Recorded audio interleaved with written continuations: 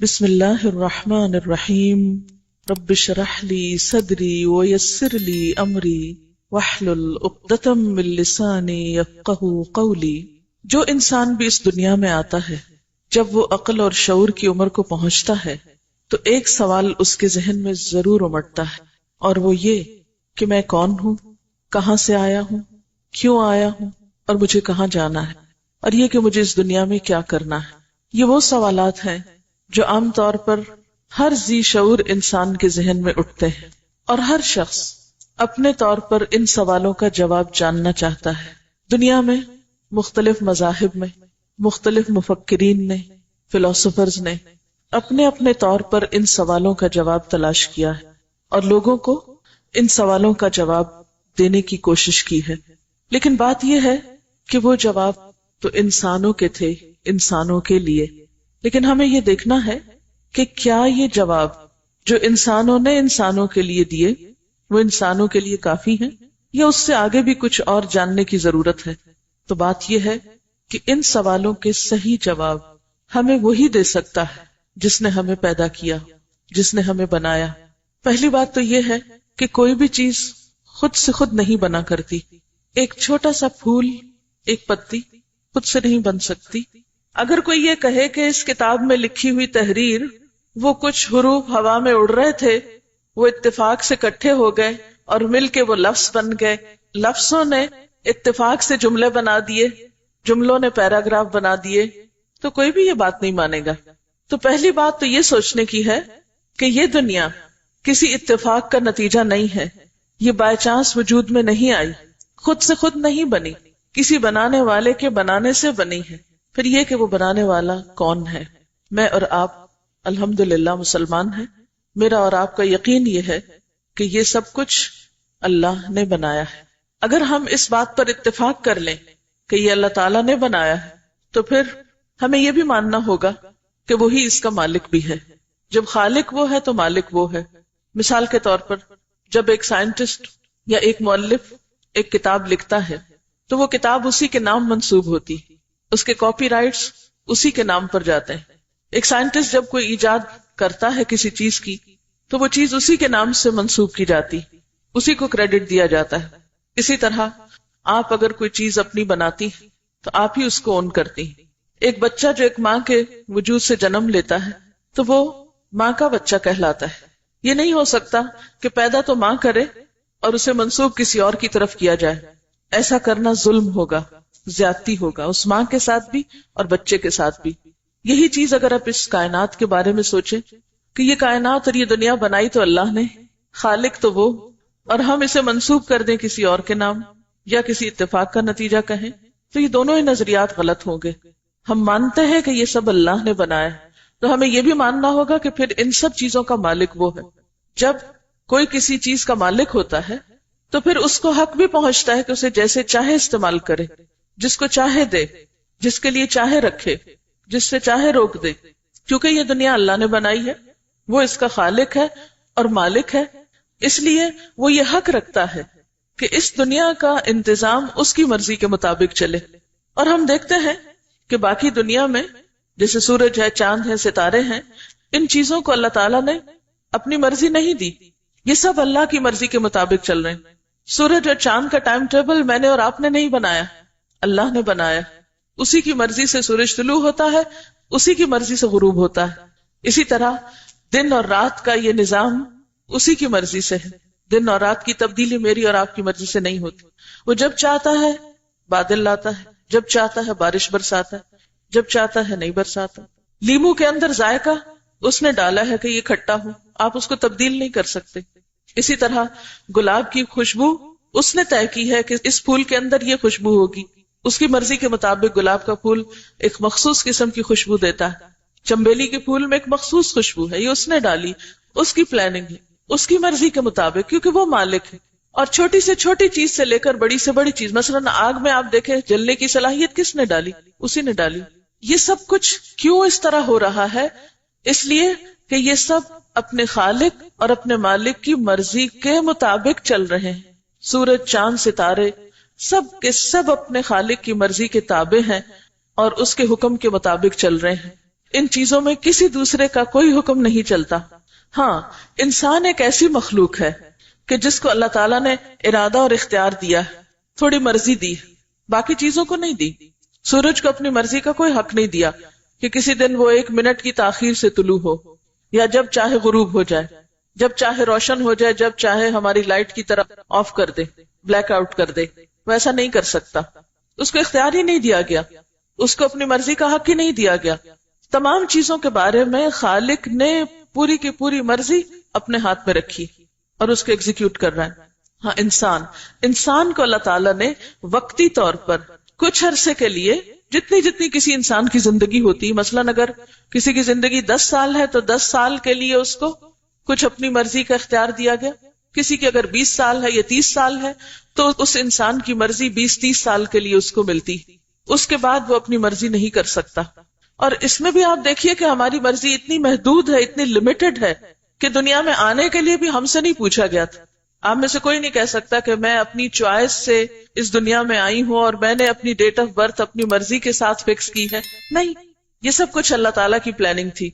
آپ کو کن ماں باپ کے گھر پیدا ہونا ہے، آپ کی شکل و صورت کیا ہو، آپ کا رنگ کیسا ہو، آپ کی مادری زبان کون سی ہو، یہ سب چیزیں اللہ تعالیٰ نے اپنی مرضی سے طے کی. ہاں، جب آپ دنیا میں آ گئے تو آپ کو کچھ عرصے کے لیے اپنی مرضی کرنے کا اختیار دے دیا گیا، لیکن وہ بھی ایک محدود پیمانے پر. اور اس کا مقصد کیا بتایا گیا؟ کیوں یہ اختیار دیا گیا؟ کیوں یہ آزادی دی گئی؟ تاکہ یہ دیکھا جائے کہ انسان کرتا کیا ہے.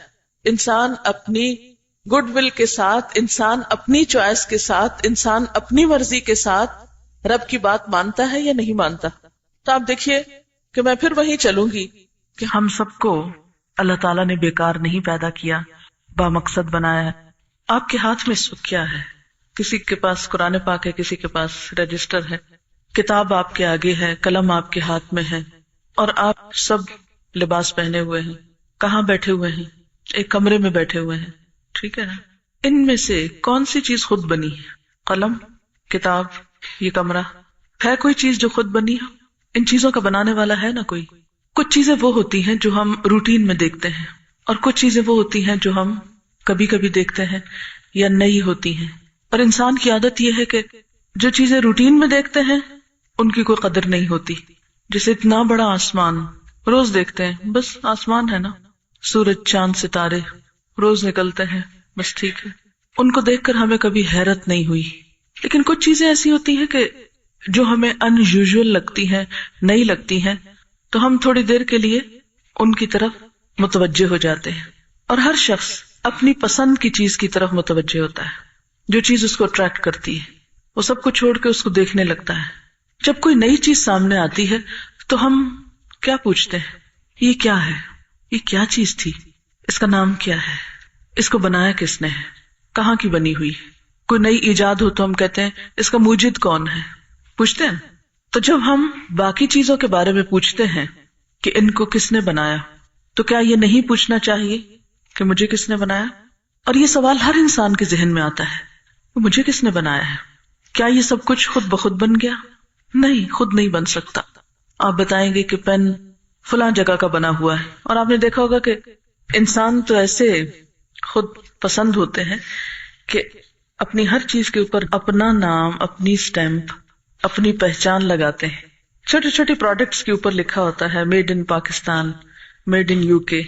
تو اگر انسان کوئی چیز بناتا ہے تو اس کی تسلی نہیں ہوتی جب تک کہ اس کے اوپر ٹھپا نہ لگا دے اپنا. آپ کوئی کتاب لکھتے ہیں، کوئی آرٹیکل لکھتے ہیں، کوئی چیز تیار کرتے ہیں، مثلاً یہ باہر آپ نے جو اسائنمنٹس اپنی لگا رکھی ہیں، تو اگر ان سے آپ کا نام ہٹا دیا جائے تو کیسا لگے آپ؟ کتاب آپ لکھیں لیکن آپ کا نام مٹا دیا جائے، کوئی چیز آپ بنائیں اور آپ کا نام ہٹا دیا جائے اس سے، اور اگر کوئی پوچھے کہ یہ کس نے بنایا تو آپ کا نام بتانے کی بجائے یہ کہا جائے یہ خود ہی بن گیا تھا، حق تلفی ہوگی نا. تو اسی طرح کبھی آپ نے سوچا کہ یہ دنیا جس نے بنائی ہے، یہ آسمان جس نے بنایا، یہ زمین جس نے بنائی، مجھے اور آپ کو جس نے بنایا، اس نے تو اپنا کہیں ٹھپا نہیں لگایا، اس نے تو اپنا نام نہیں لکھ کے بھیجا اس پر. حتیٰ کہ قرآن پاک کے اگر آپ باہر دیکھیں پہلا پیج تو کسی مصنف کا نام نہیں لکھا ہوا ہوگا. عام کتابوں میں کیا ہوتا ہے کہ کوئی کتاب بھی آپ دیکھیں اوپر ٹائٹل ہوتا ہے اور نیچے رائٹر کا نام لکھا ہوتا ہے. اللہ تعالیٰ نے تو وہاں بھی اپنا نام نہیں لگایا. کیوں؟ کچھ مشکل تھا اس کے لیے؟ مشکل نہیں تھا. وہ چاہتا تھا کہ جس مخلوق کو میں عقل دے رہا ہوں، آنکھیں دے رہا ہوں، دماغ دے رہا ہوں، دل دے رہا ہوں، وہ مخلوق مجھے خود پہچانے، وہ پہچانے، وہ عقل سے کام لے، وہ اس بات کو سمجھے کہ یہ سب کچھ خود نہیں بن سکتا. جب آپ کا قلم خود نہیں بن سکتا، آپ کا لباس خود نہیں بن سکتا، آپ کے جوتے خود نہیں بن سکتے، تو یہ سب کچھ جو دنیا میں نظر آتا ہے یہ بھلا خود کیسے بن سکتا ہے؟ انسانوں کی بنائی ہوئی چیزوں کو آپ دیکھ کر فوراً پہچان جاتے ہیں کہ یہ برتن فلاں ملک کا ہے، یہ چیز فلاں فیکٹری کی بنی ہوئی ہے، فلاں چیز کو اس نے ایجاد کیا تھا. ایک لمبی لسٹ بچوں کو رٹواتے ہیں، فلاں چیز اس کی ایجاد کردہ، فلاں اس کی، فلاں اس کی، پھر بھول جاتے ہیں. لیکن اچھا خاصا بوجھ دماغوں پہ اور معلومات عامہ کا جو انسانی ذہنوں پہ ڈالا جاتا ہے، جس پر انسانوں کی قابلیتیں پرکھی جاتی ہیں، وہ کیا ہے کہ کون سی چیز کس نے ایجاد کی. اور اتنے بڑے بڑے علم کے خزانے پڑھا کر بھی جو اصل حقدار ہے، جس کی بنائی ہوئی چیزوں سے آگے یہ بناتے ہیں، اس کو سب بھول جاتے ہیں. کیا یہ حق تلفی نہیں؟ یہ زیادتی نہیں؟ پھر دوسری بات آپ دیکھیے کہ دنیا میں لوگوں نے اس کی مختلف تعویلیں ڈھونڈ رکھی. کسی نے کہا یہ سب خود بن گیا، کسی نے کچھ اور توہمات سے کام لیا. لیکن بطور مسلمان میں اور آپ کیا کہتے ہیں کہ یہ سب کچھ اللہ نے بنایا ہے، خود نہیں بنا.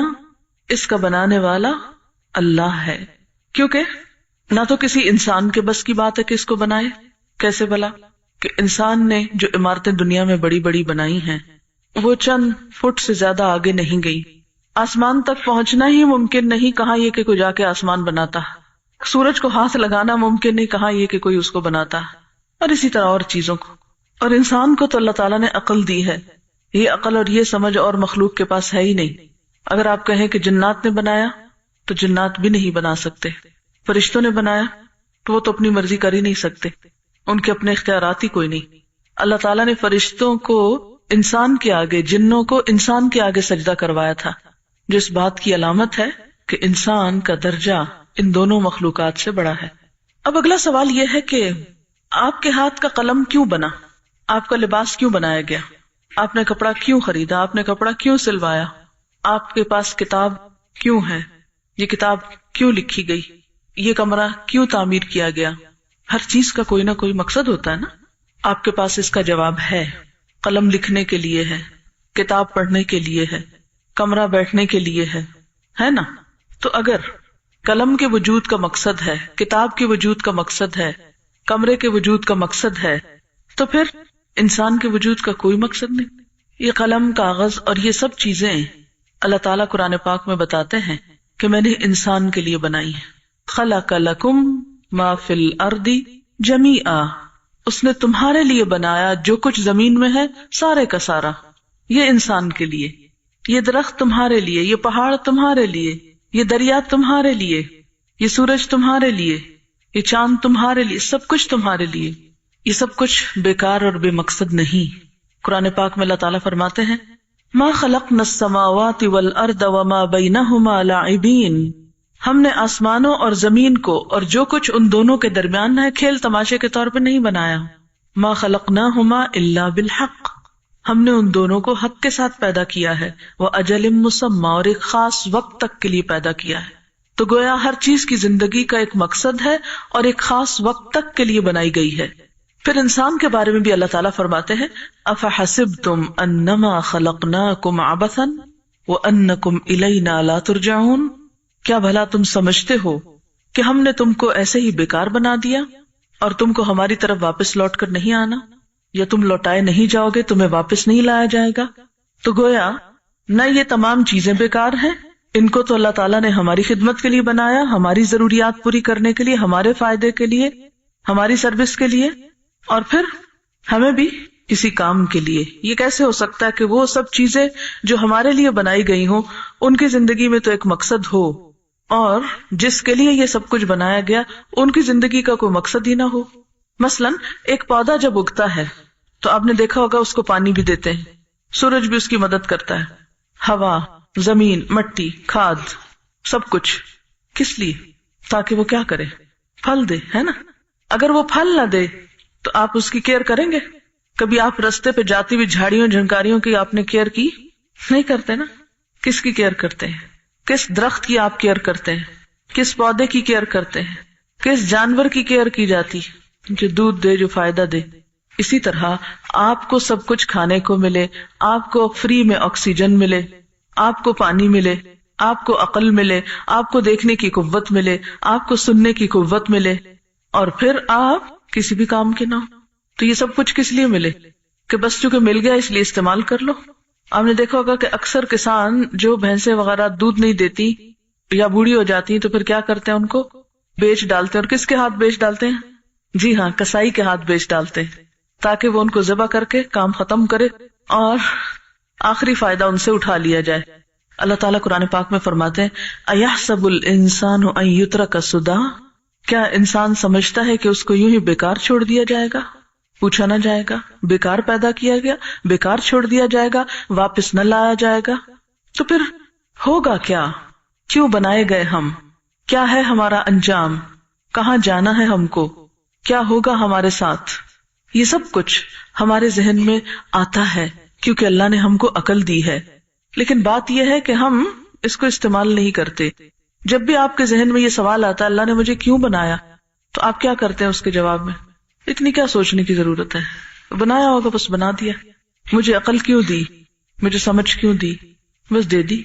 کبھی ایسا تو نہیں کہتے نا. لیکن عملی رویہ ہمارا یہی ہے کہ ہم کہتے ہیں ہاں بس مل گئی جو چیز ملنی تھی، اب اور کیا سوچنا. اچھا پھر آپ یہ بتائیے کہ جب بھی کوئی چیز بنائی جاتی ہے تو کون یہ بتاتا ہے کہ یہ کس کام کے لیے بنائی گئی ہے؟ بنانے والا. اسی طرح اللہ تعالی ہمارا خالق ہے، وہی حق رکھتا ہے کہ ہم کو بتائے کہ ہم کیوں بنائے گئے، ہماری آنکھیں، کان، دل، دماغ کیوں بنایا گیا. مثلا آپ دیکھتے ہیں کہ کوئی بھی مشین ہے تو اس کے ساتھ کیا ہوتا ہے؟ ایک لیفلیٹ ہوتا ہے، ایک بکلیٹ ہوتی ہے، گائیڈ بک ہوتی ہے، جس میں سب لکھا ہوتا ہے کہ یہ مشین اس کام کے لیے ہے اور اس طرح کام کرے گی، ساتھ اس کی گارنٹی ہوتی ہے. تو بالکل اسی طرح اللہ تعالیٰ نے ہمیں بتایا کہ ہمیں کیوں پیدا کیا گیا ہے، ہمیں کیا کرنا ہے، ہم کہاں سے آئے ہیں، ہمیں کہاں جانا ہے. یہ سب کچھ اس نے ہمیں بتایا ہے. جیسے ایک مشین کے کام کو بتایا جاتا ہے، کہاں بتایا جاتا ہے؟ بکلٹ میں. اسی طرح ہم کہاں سے آئے، کیوں آئے، کیا کرنا ہے ہم کو، واپس کہاں جانا ہے، یہ سب کچھ ہمیں بتایا گیا ہے. لیکن کہاں؟ ایک کتاب میں.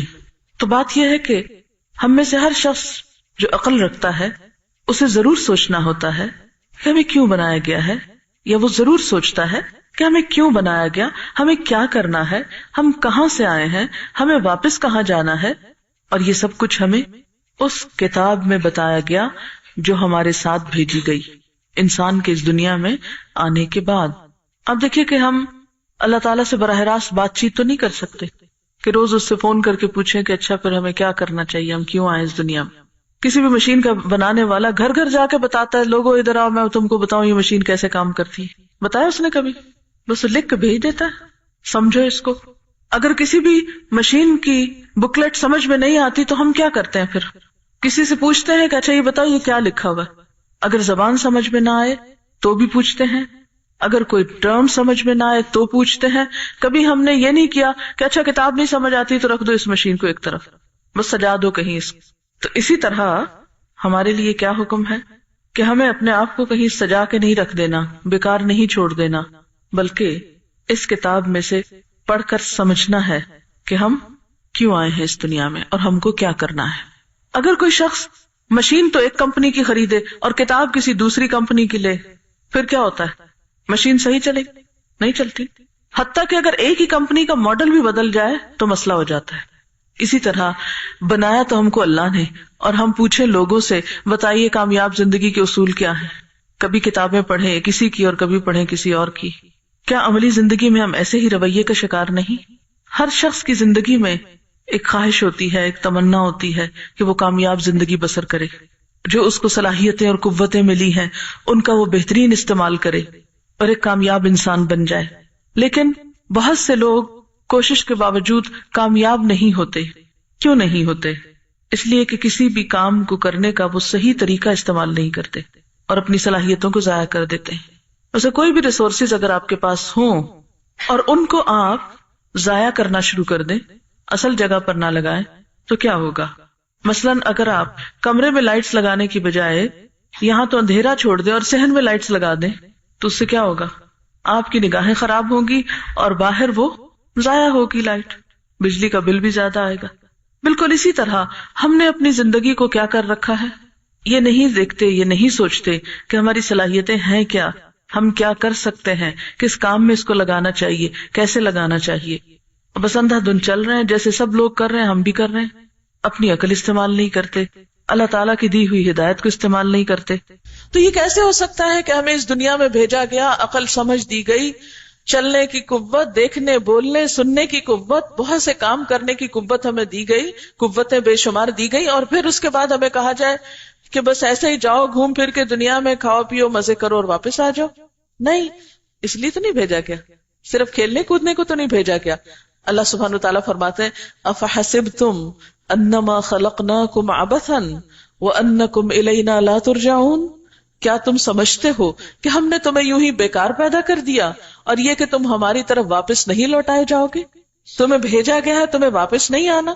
ایک گیند کو یا بال کو آپ دیوار پہ مارتے ہیں، پھینکتے ہیں تو پلٹ کے واپس آپ کی طرف آتا ہے۔ یہ کیسے ہو سکتا ہے کہ اللہ تعالیٰ انسان کو دنیا میں بھیجے اور پلٹ کے اسے واپس نہ جانا؟ واپس جانا ہے، لازمی طور پہ جانا ہے، اور جا کر ہمیں حساب دینا ہے۔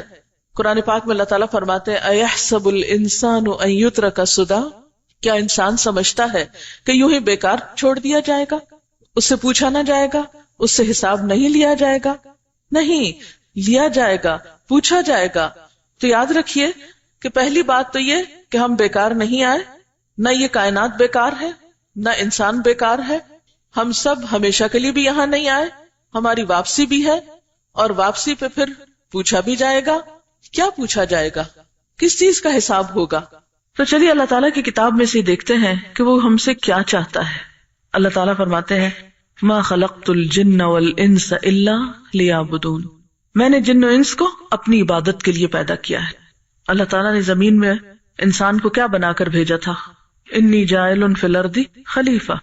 اسی طرح سورۃ الملک میں آتا ہے تبارک الذی بیدہ الملک وہو علی کل شیء قدیر الذی خلق الموت والحیاۃ لیبلوکم ایکم احسن عملا۔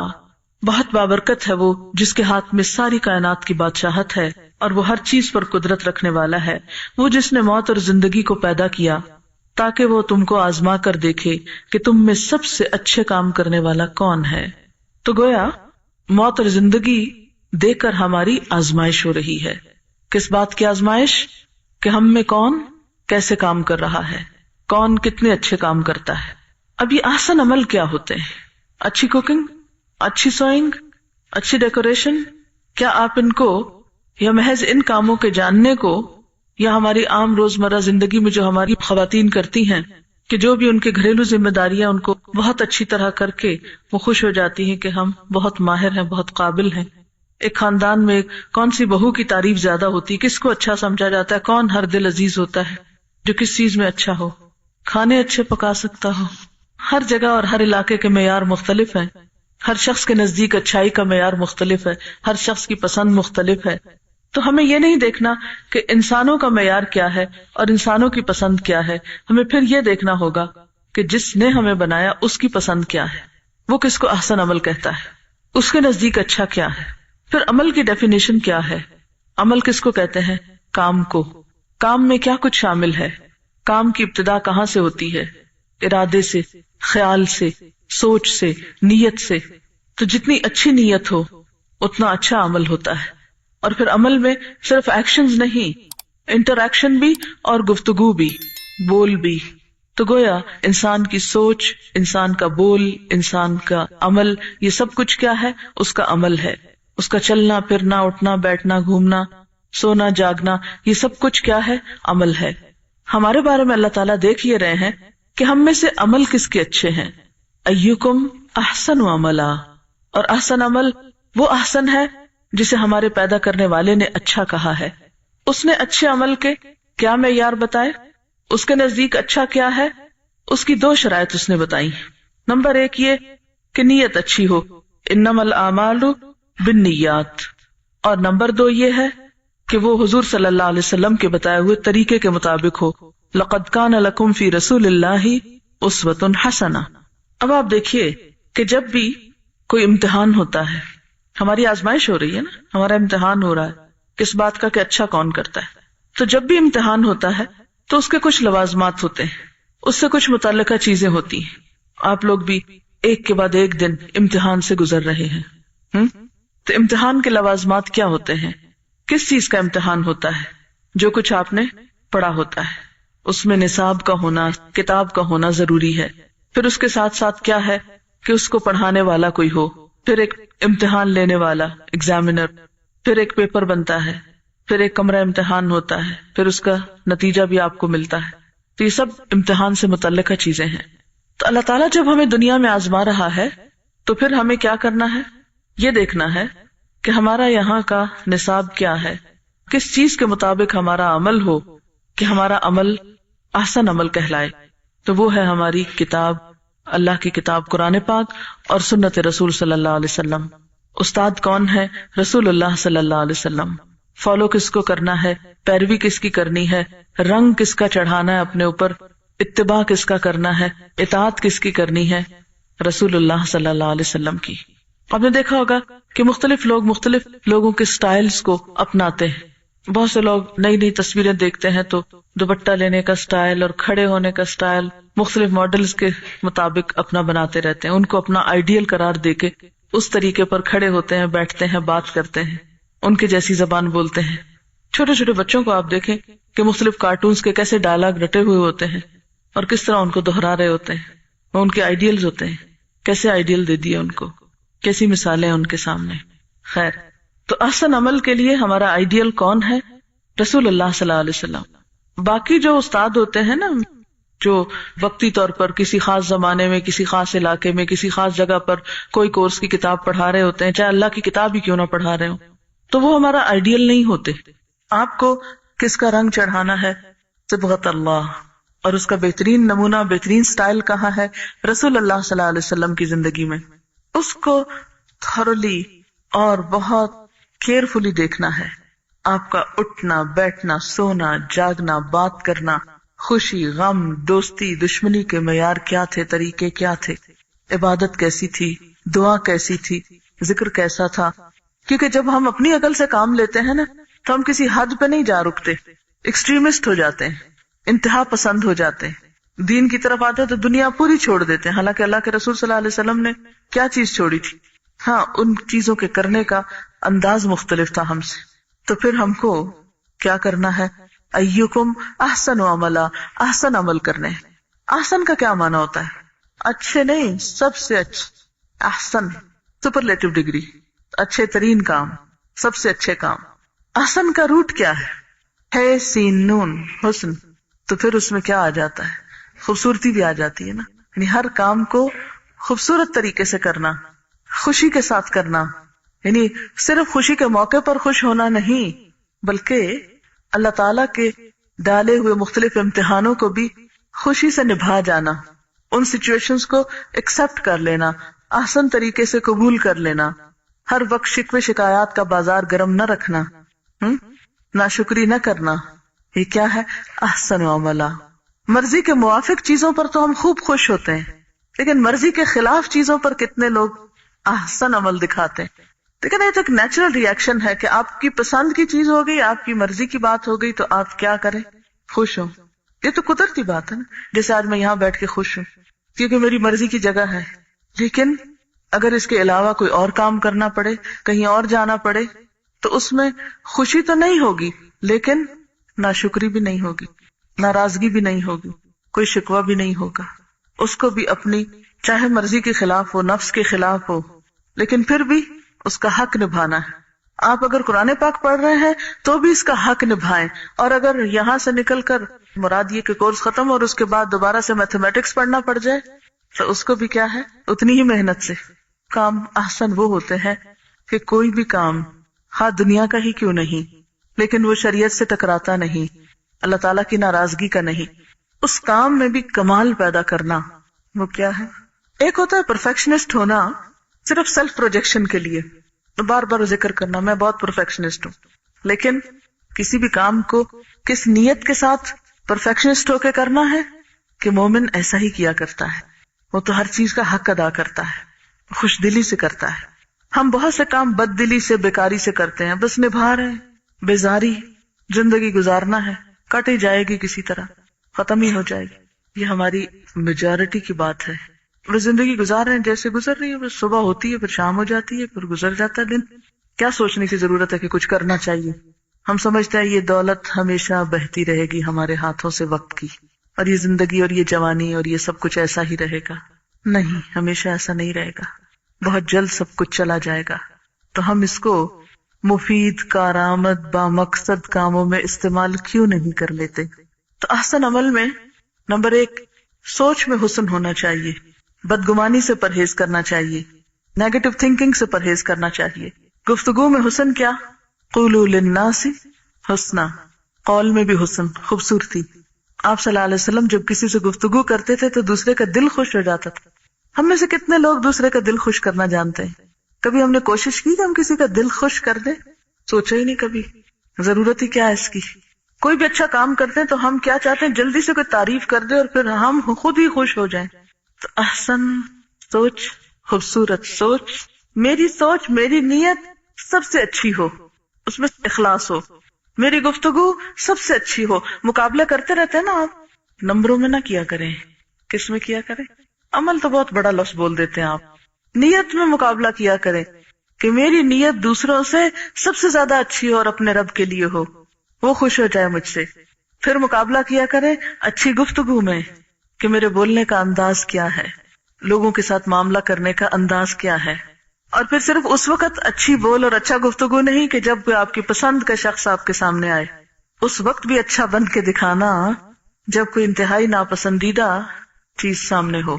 ٹھیک ہے، انسان ہے، نہیں بہت سی چیزیں برداشت ہوتی، مگر پھر آپ صلی اللہ علیہ وسلم تو ایسے ہی اچھے تھے کہ آپ سے زیادہ مسکرانے والا کوئی نہیں تھا، ہر حال میں اللہ کا شکر ادا کرتے، کثرت سے استغفار کرتے، کبھی کوئی بڑے سے بڑا کام کر کے بھی آپ نے کبھی تکبر نہیں کیا، کوئی ڈینگیں نہیں ماری، کوئی بڑی بڑی باتیں نہیں کی۔ اور احسن عمل میں سب سے اچھا عمل یعنی ایکشنز میں، افعال میں، اپنی نماز کو دیکھیں، قرآن پاک پڑھنے کو دیکھیں، کیا میں احسن طریقے سے پڑھتی ہوں کہ بس پڑھ لیتی ہوں جیسے پڑھتے ہیں؟ تو کبھی ہم نے ان چیزوں میں کبھی مقابلے کیے؟ مثلا اگر ہم صفائی کر رہے ہیں تو کبھی ہم نے سوچا کہ جو حصہ میں صاف کر رہی ہوں وہ سب سے اچھا ہو؟ کبھی سوچا ہم نے جس جگہ پر میں بیٹھی ہوں یہ بالکل صحیح ترتیب کے ساتھ ہو، میری کاپی بہت اچھی لگتی ہو، میری کتاب بالکل صاف ستھری ہو، اس کے ورق کے مڑے توڑے نہ ہو، میرا بیگ سب سے زیادہ صاف ستھرا ویل آرگنائزڈ ہو، میرا کمرہ جہاں میں رہتی ہوں، میرا بستر، میرے کپڑے، کبھی ان چیزوں میں بھی صفائی ستھرائی اور احسن کا خیال رکھا؟ ہم احسن کو کیا سمجھتے ہیں؟ سب سے قیمتی ہو، اس میں ضرور مقابلہ کریں گے۔ بہت سے لوگوں کو آپ نے دیکھا ہوگا کہ ان کے گھروں میں بہت قیمتی فرنیچر ہوتا ہے لیکن اس کی صفائی کا خیال کسی کو نہیں ہوتا۔ تو کیا صرف قیمتی چیز لگانے سے ہی آسان ہو جاتا ہے کچھ، یا اس کو مینٹین کرنے سے، ان کو صاف ستھرا رکھنے سے؟ کبھی آپ نے توجہ دی کہ میری لکھائی بہت اچھی ہو؟ کتنی چیزوں میں ہم، اور کریٹو اور کارآمد چیزوں میں ہم اچھا بننے کی کوشش کرتے ہیں۔ ہم اگر اچھا بننے کی کوشش کرتے بھی ہیں تو گنی چنی چند ایک چیزیں، مثلا ہم تو اچھا سننے والے بھی نہیں، اچھی طرح رسپانس بھی نہیں کرتے، مسکراہٹ کے جواب میں بھی ہم اسٹیئر کرتے ہیں۔ یہی چھوٹے چھوٹے رویے ہوتے ہیں جو ہماری ایک پرسنالٹی بناتے ہیں، اور یہی سب کچھ لکھا جاتا ہے۔ ایکم احسن عملا، خوبصورتی صرف قیمتی لباس سے نہیں ہوتی، خوبصورتی صرف زیور پہننے سے نہیں ہوتی، خوبصورتی صرف میک اپ کرنے سے نہیں ہوتی۔ خوبصورتی کس سے ہوتی ہے؟ اچھی پرسنالٹی جس کو دیکھ کر آپ خوش ہو جائیں اور بار بار ملنا چاہیں، بار بار ان لوگوں کو آپ یاد کریں۔ یعنی دنیا میں آئے ہیں، اللہ نے ایک عدد دماغ ہم کو دیا ہے جو سب سے الگ ہے، مختلف ہے، طاقت دی ہے، قوت دی، وقت دیا، تو پھر ہم ایسے ہی گزر جائیں گے اس دنیا سے کہ بس گزر گئے، کچھ نہیں کر کے جائیں گے؟ بھی کچھ کرنا ہے۔ یہی امتحان ہے ہمارا۔ اصل امتحان کیا ہے کہ جو کچھ اللہ تعالیٰ نے دیا ہے اب وہ دیکھ رہا ہے کہ اس کا استعمال کیسے ہو رہا ہے، اور قیامت کے دن جو اجر و ثواب ملنا ہے نا، وہ ہر شخص کو اس کے اچھے استعمال کا ملنا ہے۔ مثلاً ہم سب کے پاس ایک نعمت ہو سکتا ہے برابر کی ہو، دن کے 24 گھنٹے، یہ سب کو اللہ تعالیٰ روزانہ برابر کے تقسیم کرتے ہیں. اب ان 24 گھنٹوں کو کون کس طرح استعمال کرتا ہے، یہ اس کا امتحان ہے. ہم کو اللہ تعالیٰ نے ایک مخصوص دماغی قوت دی ہے، تو اس میں کیا ہے، جتنی جتنی جس کو ملی، اب وہ اس کو کس طرح استعمال کرتا ہے. بولنے کی قوت اگر ملی تو کس طرح استعمال کرتا ہے، اگر مال ملا کس طرح استعمال کرتا ہے. یہ جو کس طرح ہے نا، ایکم احسن عملا، یہی اس میں آتا ہے. بہت سی چیزیں بہت سے لوگوں کو ایک جیسی ملی ہوتی ہیں. کل میں ایک سڑک کے پاس سے گزر رہی تھی تو اس میں ایک جیسے درخت لگے ہوئے تھے نا، ایک قسم کے، یعنی ایک نسل کے. تو وہاں گاڑی رکی تو میں نے ایک ایک درخت کو غور سے دیکھنا شروع کیا جو پاس پاس تھے. میں سوچ رہی تھی کہ ان سب کو ایک دن میں یا ایک وقت میں اگایا گیا، ان کو ایک جیسا پانی ملا، ان کو ایک جیسی ہوا اور روشنی ملی، لیکن ہر ایک کا روپ مختلف ہے، ہر ایک کی شکل مختلف ہے، ہر ایک کا سٹائل مختلف ہے. اگرچہ ایک ہی مالی نے اس کی کاٹ چھانٹ بھی کی ہوگی، لیکن کوئی نیچے سے اٹھا تو 2 حصوں میں چلا گیا، کوئی 3 میں، کوئی 4 میں بھی. ہر ایک کی شاخیں ڈفرنٹ تھی. تو میں سوچ رہی تھی کہ یہی ہم انسانوں کا حال ہوتا ہے. پھر آپ لوگوں کا مجھے خیال ہے کہ جیسے ایک کلاس ہے، ایک انوائرمنٹ ہے، ایک ہی چیز پڑھائی جا رہی ہے، لیکن ہر کوئی مختلف نکلے گا. ہر ایک کی نیت مختلف ہے یہاں آنے کی، اور وہ اپنی نیتوں کے اختلاف کے ساتھ اجر سمیٹے گا. پھر ہر ایک کی کوشش مختلف ہے، وہ اپنی کوششوں کے مختلف ہونے کے مطابق اپنا اجر سمیٹے گا. پھر یہاں سے نکلنے کے بعد اب بھی اور بعد میں بھی اس علم کو کہاں کہاں کس کس طریقے سے استعمال کرتے ہیں، اس کے لیے کیا کیا منصوبے بناتے ہیں، وہ بھی سب مختلف ہوگا، اور اس میں بھی اجر مختلف ہوگا. اور قیامت کے دن جب ہم اللہ تعالیٰ کے پاس جائیں گے تو کسی کے آگے ڈھیر لگا ہوگا اور کوئی فقیر ہوگا. اپرچونٹی سب کو برابر کی ملی، لیکن کسی نے اس سے فائدہ اٹھایا اور کسی نے ان کو ضائع کر دیا. اور عموماً ضائع کرنے کے اسباب کیا ہوتے ہیں؟ سستی، بے دلی، بے توجہی، ادھر ادھر کی چیزیں جو انسان کو ڈسٹریکٹ کرتی ہیں، ان کی رو میں بہہ جانا وغیرہ وغیرہ. جیسے آپ تیل انڈیل رہے ہوتے ہیں نا بسا اوقات کسی برتن میں یا بوتل کے اندر تیل ڈال رہے ہوتے ہیں، تو کچھ لوگ اس طرح ڈالتے ہیں کہ ایک قطرہ بھی ضائع نہیں جانے دیتے، اور کچھ لوگ ضرور سپل کرتے ہیں، ضرور گراتے ہیں. تو بالکل اسی طرح کچھ لوگ اس طرح اپنا وقت استعمال کریں کہ ایک قطرہ بھی نہیں جانے دے رہے، اور کچھ لوگ وہ دولت بہاتے چلے جا رہے ہیں. اور نیچے گرا ہوا تیل کس کام آتا ہے؟ کسی کو بھی نہیں آتا نا. اگر آپ اپنا وقت استعمال نہیں کرتے تو اس سے آپ نے بھی فائدہ نہیں اٹھایا اور کوئی اور بھی نہیں اٹھا سکتا، کسی اور کے کام کا بھی نہیں وہ. لیکن جب آپ اپنا وقت آسان طریقے سے استعمال کرتے ہیں تو بسا اوقات اس سے بے شمار لوگ فائدہ اٹھاتے ہیں. مثلاً اس وقت میں بیٹھی ہوں، میں اپنا وقت استعمال کر رہی ہوں. آپ مجھے کچھ بھی نہیں کہہ سکتے تھے اگر میں آ کر اوپر اپنی رضائی میں گھس کے سو جاتی، کیونکہ رات بہت کام تھا تو میں دیر سے سوئی اور صبح آنا تھا جلدی. میں جلدی اٹھی اور میں نے کہا کہ نہیں، کلاس نہ چلی جائے، مجھے کلاس لینی ہے. یہ کسی بھی کام میں استعمال ہو سکتا تھا نا، آرام میں ہو سکتا تھا، کسی اور میں. تو آرام تو بعد میں بھی ہو جائے گا نا، پھر رات آ جائے گی، پھر آرام کر لیں گے، لیکن رات کو آپ تو نہیں ہوں گے نا یہاں. تو ہر وقت میں انسان کو ایک ڈیسیژن لینا پڑتا ہے نا کہ اس وقت میں سب سے اچھا کام کون سا کر سکتی ہوں.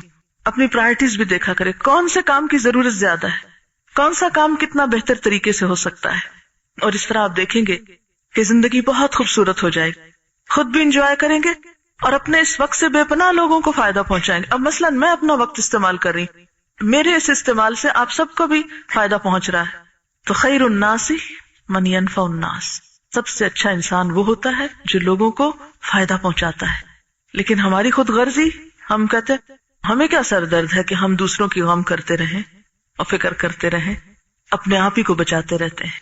ٹھیک ہے، اپنے جسم کا بھی حق ہے، اپنی ذات کا بھی حق ہے، لیکن ہر وقت اس کو نمبر 1 ہی کیوں رکھتے ہیں؟ اور اگر اپنی ذات کا کچھ آرام قربان کر کے ہم دوسروں کو فائدہ پہنچا سکیں، دوسروں کی خدمت کر سکیں، اس کا فائدہ کس کو ہوگا؟ اس کا فائدہ بھی ہم ہی کو ہوگا. جو ہم کریں گے وہ ہم ہی پہ لوٹے گا، کسی پہ احسان نہیں ہوگا. مثلا اس وقت میں بیٹھ کر آپ پہ کوئی احسان نہیں کر رہی، یہ پھر پلٹ کے مجھے کو فائدہ پہنچے گا. ہاں اگر میں سو جاتی آ کے تو اس صورت میں کیا تھا کہ وہ ایک وقتی تھوڑا سا فائدہ ضرور ہوتا. تو ہمیشہ سوچا کریں کون سا طریقہ، کون سا کام، کون سی چیز کس طرح اپنی استعمال کروں، اپنا مال کس طرح استعمال کروں، اپنا وقت کیسے استعمال کروں، اپنی عقل کیسے استعمال کروں کہ مجھے اس زندگی میں زیادہ سے زیادہ بہتر طریقے سے اس کو استعمال کرنے کا موقع ملے تاکہ آخرت میں اس کا زیادہ سے زیادہ فائدہ ہو. ایکم احسن عملا، احسن عملا. اچھا، یہ احسن عمل جو ہے نا، یہ ایکسٹریمسٹ ہونا نہیں ہے، کام میں خوبصورتی پیدا کرنا ہے. ایسی نماز کہ جو اللہ تعالیٰ کو پسند آ جائے، ایسا وضو جو اس کو پسند آ جائے. اور یہ سب کچھ کس طرح ہوتا ہے؟ اس کی دو بنیادیں، ایک تو اخلاص نیت اور اس کے ساتھ ساتھ سنت کا اتباع. جب تک نبی صلی اللہ علیہ وسلم کا طریقہ نہ ہو اس وقت تک کوئی عمل بھی احسن نہیں ہوا کرتا. یعنی احسن کا معیار ہماری عقل نہیں قائم کرے گی، ورنہ تو ہر شخص کا معیار فرق ہو جائے گا نا. اچھا، آج ہمارے ہاں کنفیوژن کیوں ہے مسلمانوں کے اندر؟ یعنی ہر شخص ایک عجیب ڈائلیما میں نظر آتا ہے، کیونکہ مثلاً آپ کسی سے کچھ سنتے ہیں، کسی سے کچھ سنتے ہیں، ایک اسکالر آتا ہے ایک کہہ جاتا ہے، دوسرا آتا ہے کچھ اور کہہ جاتا ہے، پھر آپ سوچتے ہیں پتہ نہیں کس نے صحیح کہا تھا اور کس نے غلط کہا تھا، ہمیں کیا کرنا چاہیے. یہ کنفیوژن کیوں ہوتے ہیں؟ یہ اس وجہ سے ہوتے ہیں کہ ہم بسا اوقات بغیر دلیل کے لوگوں کی بات مانتے چلے جاتے ہیں. ہمارا معیار یا ہمارا کرائیٹیریا کوئی انسان نہیں ہونے چاہیے، ہمارا معیار اللہ تعالیٰ کی کتاب اور اس کے رسول صلی اللہ علیہ وسلم کی سنت ہونا چاہیے. زندگی کا کوئی کام ایسا نہیں کہ جو نبی صلی اللہ علیہ وسلم نے نہ کیا. لیکن افسوس یہ کہ جیسے قرآن پاک کا معاملہ تو عام طور پر یہ ہوتا ہے کہ ہم رمضان میں جیسے پڑھ لیتے ہیں، تراویح میں سن لیتے ہیں، ترجمہ بھی پڑھ لیتے ہیں، تفسیر بھی کچھ نہ کچھ پڑھ لیتے ہیں، درس وغیرہ ہو جاتے ہیں. لیکن نبی صلی اللہ علیہ وسلم کی سیرت کے بارے میں، آپ کی سنت کے بارے میں، آپ کے طرز زندگی کے بارے میں، طرز عمل کے بارے میں عام طور پر ہم اتنی توجہ نہیں کرتے، اس کو اتنی اہمیت نہیں دیتے. یہی وجہ ہے کہ جب ہر شخص اپنی عقل کے مطابق دین کو لیتا ہے، اپنی خواہش کے مطابق لینے لگتا ہے، اپنی مرضی کے مطابق انٹرپریٹ کرنے لگتا ہے، تو پھر کنفیوژنز پیدا ہونے لگتے ہیں، پھر ایک کشاکش پیدا ہونے لگتی ہے. لہٰذا کوئی بھی چیز جب ہم کو کرنا ہو، کوئی بھی کام جب ہمیں کرنا ہو، تو ہمیں زیادہ سے زیادہ یہ دیکھنا چاہیے کہ کیا اللہ کے رسول صلی اللہ علیہ وسلم نے کیا. اپنی زندگی کا، اپنے وقت کا مینجمنٹ اس طرح کریں، تقسیم اس طرح کریں کہ اپنے کھانے پینے کے لیے، خریدنے کے لیے، اوڑھنے پہننے کے لیے، رشتہ داروں دوستوں کے لیے، کمائی کرنے کے لیے بھی وقت ہو، اور اس کے ساتھ ساتھ ان سارے کاموں کی لسٹ میں ایک لازمی کام دین سیکھنے کا بھی ہو. کیونکہ احسن عمل اس وقت تک نہیں ہو سکتا جب تک ہم اس کو صحیح طور پر سیکھیں گے نہیں. صرف کتاب سے پڑھنا اور سیکھنا نہیں کہلاتا جب تک کسی کرنے والے سے کر کے نہ دیکھا جائے یا کروا کے نہ دیکھا جائے. نبی صلی اللہ علیہ وسلم نے ایک ایک کام کر کے دکھایا اور پھر وہ ایک ایک ڈیٹیل اس کی محفوظ ہے، اور ہمیں بھی اس طریقے کو جاننے کی ضرورت ہے اور استاد کی ضرورت ہوتی ہے کہ جس سے ہم مختلف چیزوں کا طریقہ سیکھ لیں. دیکھیں، دنیاوی تعلیم کے لیے اسکول، کالجز، یونیورسٹیز کیوں بنی ہے؟ کیا مقصد ہے ان کے بننے کا؟ گھر میں بیٹھ کے کیوں نہیں ڈاکٹر بن جاتے؟ گھر بیٹھ کر آپ کیوں نہیں کوئی بھی سبجیکٹ پڑھ لیتے؟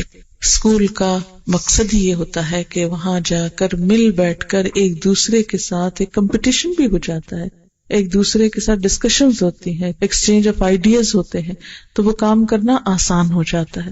اسی طرح یہ ہے کہ آپ لوگ بھی اپنے لیے ایسی پلاننگ کریں کہ جس میں آپ دین کو باقاعدہ تھوڑا تھوڑا سیکھیں. میں نہیں کہتی کہ روز ہی آپ کوئی ایسی کلاسز شروع کریں یا روز ہی آپ بیٹھیں. اگر آپ ہفتے میں ایک دن بھی 2 گھنٹے کا 2.5 گھنٹے کا ایسا سیشن رکھتے ہیں کہ مثلاً آپ زکوٰۃ کا ٹاپک رکھ لیں اور زکوٰۃ کے بارے میں جو بھی چیزیں ہیں ساری کی ساری آپ کے ذہن میں ایک طرح سے واضح ہو جانی چاہیے، تاکہ اگر آپ ان لوگوں میں شمار ہوتے ہیں جنہیں زکوٰۃ دینا ہے تو آپ دے سکیں. میں کبھی کبھی سوچتی ہوں کہ ہم لوگ دنیا کے معاملے میں کتنے پرٹیکولر ہیں کہ ٹیکس ادا کرنے کے لیے پورا علم لوگوں کو پتا ہوتا ہے، کہاں کہاں سے کیا بچت ہو سکتی ہے. ایک ایک کھانا جو ہے اس کو پراپر طریقے سے فل کرنا پڑتا ہے، اس کی انٹریز کرنی پڑتی ہیں، اور اس میں کتنے پرٹیکولر ہوتے ہیں. لیکن زکوٰۃ کے معاملے میں نہ تو کوئی ہم مسلمانوں نے پروفارما بنایا ہے، نہ کوئی کویسچنئر ہے، نہ کوئی ایسا ڈاکیومنٹ ہے کہ جسے ہم تیار کر کے تو ہر ایک کو دے سکیں کہ یہ ہے آپ کس کیٹیگری میں فال کرتے ہیں، اے میں کرتے ہیں، بی میں کرتے ہیں، سی میں کرتے ہیں. اور پھر اس کے بعد ہر شخص اپنے آپ کا خود سیلف اسیسمنٹ کر کے دیکھ لے، کیونکہ اس قسم کی کوئی ٹریننگ ہی نہیں ہے. آپ دیکھیں ایک چارٹرڈ اکاؤنٹنٹ بننے کے لیے کتنے کتنے سال پڑھائیاں کی جاتی ہیں اور کتنی کتنی محنت کی جاتی ہے، لیکن علم وراثت کو جاننے والے کتنے لوگ ہیں جو موجود ہوں گے. ایسا نہیں کہ مسلمانوں میں دماغ موجود نہیں، لیکن افسوس یہ کہ اس کی طرف توجہ نہیں، اس کی اتنی اہمیت نہیں. لیکن ہم توجہ نہ بھی کریں، اہمیت نہ بھی دیں تو بھی امتحان میں تو پڑ گئے. اب ایک طالب علم کمرے امتحان میں ہوتے ہوئے اگر یہ کہے کہ نہیں مجھے تو کوئی پرواہ نہیں کہ میں پرچہ کیسا کرتا ہوں، صحیح کرتا ہوں یا غلط کرتا ہوں، تو یہ اس کا اپنے دل کو بہلانے کے لیے اچھا خیال ہے، لیکن اسے پتا ہے کہ غلط کام کرنے کی صورت میں کانسیکوینسز کیا ہو سکتے ہیں. آپ دیکھیے کہ اگر آپ گندم بوتے ہیں تو کیا نکلتا ہے، کیا اگتا ہے؟ گندم ہی نکلتی ہے نا، کچھ اور تو نہیں نکلتا، جو تو نہیں نکلیں گے. اگر آپ چاول بوتے ہیں تو آپ چاول ہی کاٹیں گے، جو بوئیں گے وہی باہر نکلے گا. اسی طرح اگر ہم اچھی نماز پڑھیں گے تو اچھا نتیجہ سامنے آئے گا، کوئی بھی عمل اچھا کریں گے تو اچھا نتیجہ آئے گا. اس لیے دین کا معاملہ بھی ایک اہم معاملہ ہے زندگی کا، اور اس کے لیے ہمیں توجہ دینی ہوگی اور اس کی طرف غور و فکر کرنا ہوگا اور اس کے لیے سیکھنا ہوگا، جاننا ہوگا. جیسے نبی صلی اللہ علیہ وسلم فرمایا طلب العلم فریضۃ علی کل مسلم، علم کا حاصل کرنا ہر مسلمان پہ فرض ہے. اور اس میں یہ نہیں کہا کہ نہیں بوڑھے ایگزمپٹڈ ہیں یا جوان یا عورتیں یا بزنس کرنے والے یا فلاں اور فلاں یا دوسرے ملکوں میں رہنے والے. نہیں، ہر مسلمان خواہ وہ دنیا کے کسی بھی حصے میں رہتا ہے، کوئی بھی لباس پہنتا ہے، کوئی بھی رنگ رکھتا ہے، کوئی کھانا کھاتا ہے، کچھ بھی، یہ تو ضروریات زندگی ہے. جہاں آپ پیدا ہو گئے آپ خود بخود ویسا ہی کلچر اپنا لیں گے. وہ تو آپ اپنے آس پاس کو دیکھ کر وہ چیزیں تو خود بخود آ جاتی، انسان سیکھ لیتا ہے. لیکن دین ایک ایسی چیز ہے جو خود بخود نہیں آتی، اس کو سیکھنا پڑتا ہے، اس کو جاننا پڑتا ہے، اسے معلوم کرنا پڑتا ہے. اگر آپ اپنے بچوں کو نماز پڑھنے کا طریقہ نہیں سکھائیں گے تو انہیں خود تو نہیں آئے گا، آپ ہی کو سکھانا ہے. اس لیے احسن عمل کرنے کے لیے ہمیں عمل کرنا سیکھنا ہے، ہمیں اس کو جاننا ہے. ٹھیک ہے، میں نہیں کہتی کہ ہر شخص علامہ بنے، ہر شخص عالم یا عالمہ بنے تو تبھی وہ دین پہ عمل کر سکتے. نہیں، جس چیز کی ضرورت پڑتی جائے وہ چیز سیکھتے جائے. مثال کے طور پر آپ بچے کی شادی کرنے لگے تو شادی سے پہلے بتائیں اس کو کہ اگر وہ لڑکا ہے کہ اس کی بیوی کے حقوق کیا ہیں، اگر وہ لڑکی ہے تو اس کے شوہر کے حقوق کیا ہیں، سسرال والوں کے حقوق کیا ہیں. اسی طرح اگر آپ ماں بننے والے ہیں تو آپ کو پتا ہونا چاہیے کہ ماں کی ذمہ داریاں کیا ہیں. اگر آپ بچے ہیں تو آپ کو پتا ہونا چاہیے کہ آپ کے والدین کے حقوق کیا ہیں. اگر آپ کے ہمسائے ہیں تو آپ کو پتا ہونا چاہیے کہ ہمسایوں کے ساتھ کیا کرنا ہے، وغیرہ وغیرہ. یعنی جو ضرورت پڑتی جائے ویسا ویسا انسان سیکھتا چلا جائے. اور اسی لیے کہتے ہیں نا کہ علم حاصل کرو پنگھوڑے سے لے کر قبر تک، ہے نا. ہمارے دین کا تو اصول یہی ہے نا کہ اس کے لیے کوئی ایج لمٹ نہیں ہے کہ جی ہم تو اب بوڑھے ہو گئے اب ہم کیا سیکھیں گے. چھوٹے ہوتے سے لے کر آخر تک، یعنی جس دن ہمارا دنیا سے آخری دن ہے اس دن تک ہمیں کچھ نہ کچھ سیکھتے رہنا. ہو سکتا ہے ابھی کچھ رہ گیا ہو. بالکل ایسے ہی جیسے ایک ایگزام میں پرچہ دیتے ہیں نا تو پہلے منٹ سے لکھنا شروع کرتے ہیں اور آخر تک لکھ کر، اور اگر تھوڑا سا وقت بچ جائے تو ہم پیچھے سے پلٹ کے دیکھتے ہیں کوئی چیز رہ تو نہیں گئی، پھر کوسچن چیک کرنا شروع کر دیتے ہیں، پھر تسلی کرتے ہیں نہیں پورا ہو گیا، تاکہ اطمینان کے ساتھ کمرے سے باہر نکلے. تو ہم بھی یہ دنیا کا جو ایگزامینیشن ہال ہے اس سے جب نکلیں تو اطمینان کے ساتھ. وآخر دعوانا الحمدللہ رب العالمین.